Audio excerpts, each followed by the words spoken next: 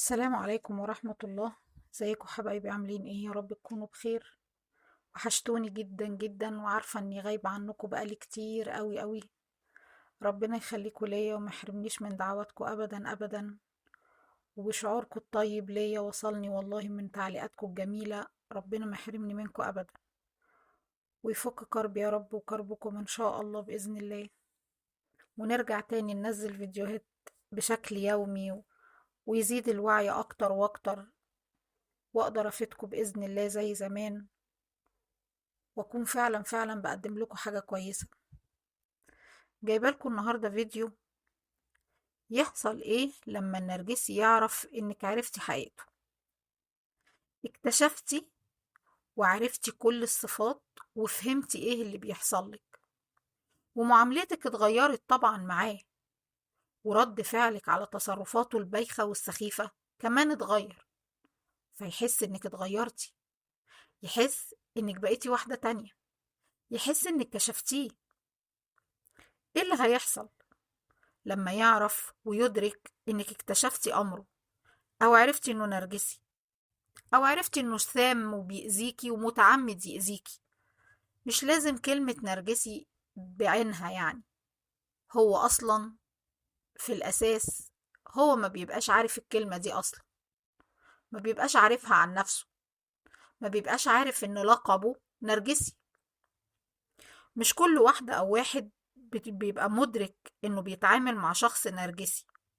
ممكن تكوني عارفة انك بتتعرضي للإساءة او لسوء المعاملة، لكن ما بتبقيش عارفة ايه اللي بيحصل.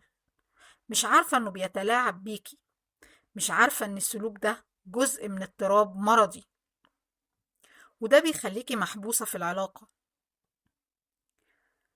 بتحاولي تصلحي، سواء تغيري من طريقتك مع النرجسي او تغيري من استجابتك لتصرفاته، وتفضلي تجلدي في نفسك وتتحملي الإساءة، وساعات كمان بتموتي نفسك في محاولات لإرضاء النرجسي، وتفضلي تجامليه وتمدحي فيه وتوطي أكتر وأكتر، وتخليه هو اللي يسوق أكتر وأكتر. كل ده ظنا منك إنك بتديله اللي هو عايزه، فما يضطرش يدور على الحاجات دي بره، ما يضطرش بعد كده يقول للناس إنك حرمتيه، علشان كده هو دور على اللي هو عايزه بره. ممكن كمان تكوني بتحاولي تصلحي الأمور وتقنعي النرجسي إن في حاجة غلط في العلاقة، ومحتاجين تروحوا مثلا لحد يعالج الأمور بينكم. ولما يرفض النرجسي يروح لحد، فبتروحي انت لوحدك لمعالج نفسي أو استشاري أسري، معتقدة إنك جزء من المشكلة. كل الحاجات دي مش معناها أبدا إنك عندك وعي وإدراك. انت لسه مش عارفة انت بتتعاملي مع مين. في ضحايا تانيين بقى بيكونوا مدركين إنهم مع نرجسيين، أو على الأقل بتبقى مدركة إنه إنسان مسيء ومؤذي، متلاعب وكذاب. في الحالتين انت خلاص أدركتي إن الشخص ده مشكلة كبيرة جدا في حياتك. لما بيحصل ده وبتكوني انت في الغالب في مرحلة تقليل القيمة اللي بنسميها الديفالويشن، بعد ما كنتي انت المصدر الأساسي للوقود، بيخليكي تخرجي عن شعورك وتروحي تواجهي النرجسي وتقولي له في وشه انت نرجسي، او على الأقل تقولي له انت مؤذي وكذاب وملاوع. طبعا ظنا منك ان انت كده بتوري له قد ايه انت فاهمة، قد ايه انت ما بيضحكش عليكي، قد ايه انت شاطرة. ايه بقى اللي بيحصل لما النرجسي يعرف انك كشفتيه وعرفتي حقيقته؟ النقطة المهمة اللي لازم نوضحها هنا إن أغلب النرجسيين ما بيبقوش فاهمين يعني إيه اتكشفوا، لأنهم أصلا ما يعرفوش نفسهم. غالبية النرجسيين بيكونوا من المدى المتوسط أو الخفيف، مش المالجننت يعني مش الخبيث، فمش بيبقى أصلا عارف إنه نرجسي. فبيقف قدامك يسمعك وانت بتقوليله انت نرجسي، بيبقى مصدوم، ومش فاهم انت بتتكلمي في ايه اصلا، يعني ايه الكلمة دي؟ طبعا اللي بيخليكي تروحي تقولي له في وشه انت نرجسي هو قلة خبرتك، وكمان تفكيرك العاطفي. حتى لو هو عارف وواعي ومدرك ان هو نرجسي، برضه هيقولك لا لا لا لا لا، انا مش نرجسي خالص، انت بتقولي ايه ده، هبل اللي بتقوليه ده. كل ده علشان يوقف او يبطل التهديد اللي انت بتهدديه بيه. لو انت بقى لمحتي من بعيد ان الشخص ده نرجسي وانه كذاب وانه ملاوع، فقط تلمحي من بعيد من غير مواجهة معاه، فهنا مش هينكر. بالعكس، نرجسيته هتخليه يرجع لخط الدفاع التاني، وهو انه هيزود الملاوعة والكذب والتلاعب، وممكن يتهمك انك انتي اللي نرجسية، او يضربك عشان يسكتك، او يدخل معاكي في جدال عقيم ويجيب لك كلمة من الشرق على كلمة من الغرب، ويعمل لك ما يسمى بالورد سالاد علشان يقولك انك مش فاهمة حاجة. او يجي يقولك مثلا انا اللي نرجسي. طب انا يا ستي نرجسي، وعارف انت بتقولي كده ليه. انت بتحاولي تتهميني باللي فيكي انت، وممكن يحاول يشككك في كل اللي انت فهمتيه وعرفتيه، ويقولك هو علشان بهتم بنفسي شوية وبلبس وبروح الجيم وبهتم بشكلي ومظهري ابقى خلاص نرجسي. في كل الاحوال هو بيتلاعب بيكي وبيرفض معلوماتك ومعرفتك اللي انت عرفتيهم وتعلمتيهم. كل ده مش هيخليه يبخل او يبطل، مش هيخليه يبخل عليكي في الإساءة، يعني هيديكي إساءة أكتر وأكتر، ومش هيخليه بطل. كل اللي هيعمله إنه هيحولك من مصدر أساسي للوقود لمصدر ثانوي، هيركنك على الرف ويراقبك من بعيد انت بقيتي بتتصرفي ازاي معاه.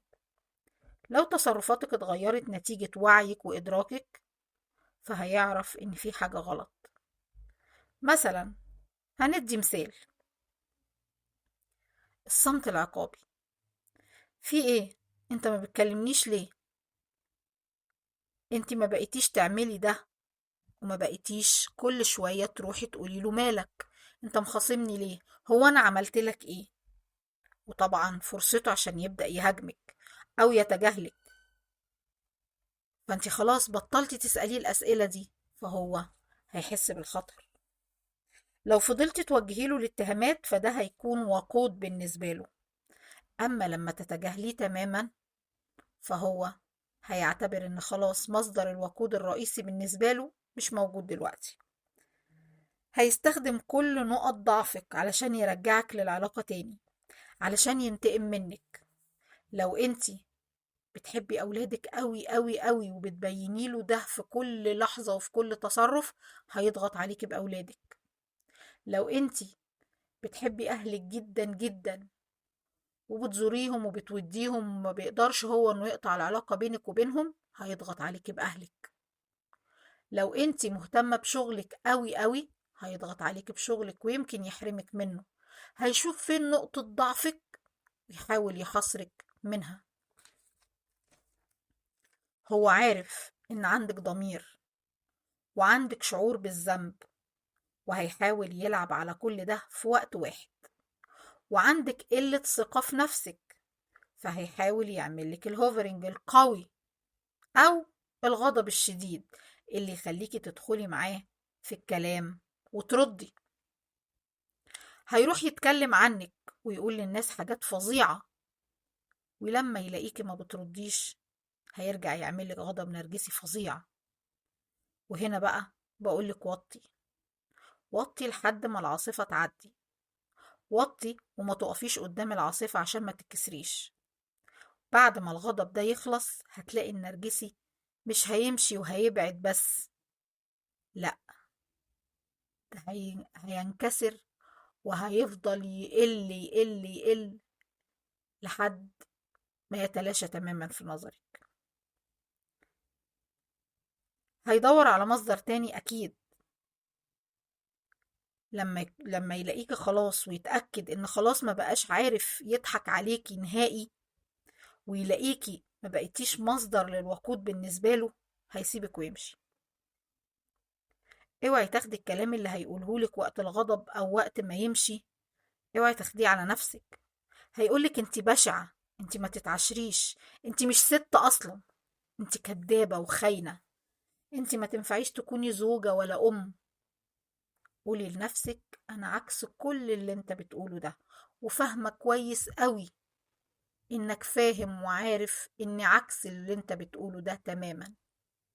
ساعتها هيغور في داهية، ويلم قذارته ووسخته، ويروح يدور على حد تاني يبليه بالقرف ده كله. وساعتها يا تطلع نرجسية أكتر منه وتاخد حقك تالت ومتلت، يا تطلع للأسف ضحية جديدة يعيد معاها نفس الكرة، واللي شفتيه انتي هتشوفه هي برضه بنفس الحذافير وبنفس التفاصيل. وارجع واقولك إن ربك لبالمرصاد، مش هيسكت له، حتى لو أمهله مش هيهمله.